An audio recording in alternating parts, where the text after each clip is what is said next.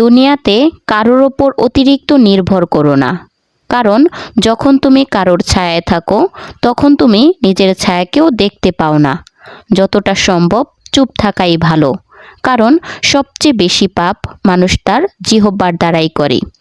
তুমি যতই সোজা হয়ে থাকো না কেন, কেউ তোমাকে সোজা বলবে না, বোকা বলবে।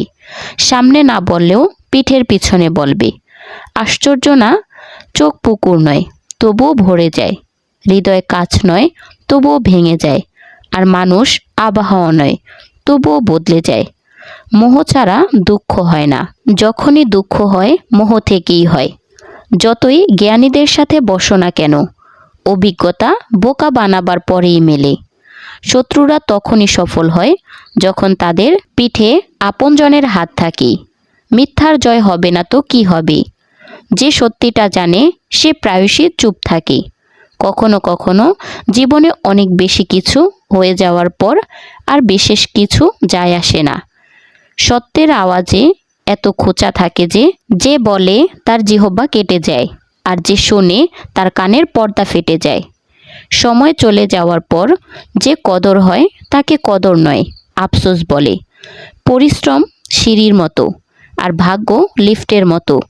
কোনো সময় লিফট বন্ধ হয়ে যেতে পারে, কিন্তু সিঁড়ি সব সময় উপরের দিকে নিয়ে যায়।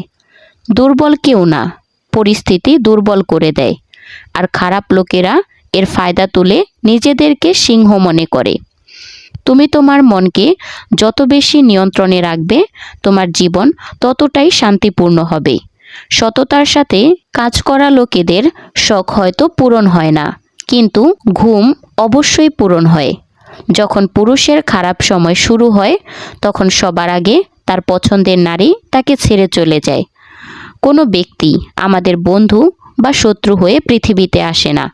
আমাদের ব্যবহার এবং কথায় মানুষকে বন্ধু বা শত্রু বানায়। দুনিয়াকে দেখে নয়, পরিস্থিতিকে দেখে যে সিদ্ধান্তটা নেওয়া হয় সেই সিদ্ধান্তটাই শেষে সঠিক বলে প্রমাণিত হয়। জীবনকে খুনকার বাঁচাতে শেখো, কারণ জীবনের দুঃখ কখনো শেষ হবে না। সবাইকে আজমা করে দেখেছি, যদি টাকা কাছে না থাকে তবে কেউ সঙ্গ দেয় না। ঘর ততক্ষণ ভাঙে না যতক্ষণ সিদ্ধান্ত বড়দের হাতে থাকে। ঘর তো তখনই ভাঙে যখন ঘরের সবাই বড় হতে শুরু করে। বয়সকে বাড়াতে হলে শখকে সবসময় বাঁচিয়ে রাখো। হাঁটু চলুক বা না চলুক, মনকে উড়ন্ত পাখি করে রাখো। যদি কারোর তোমার সঠিক পরামর্শ ভালো না লাগে তবে তাকে আর পরামর্শ দিতে যেও না। সময় তাকে ধ্বংস করে শিক্ষা দিবে।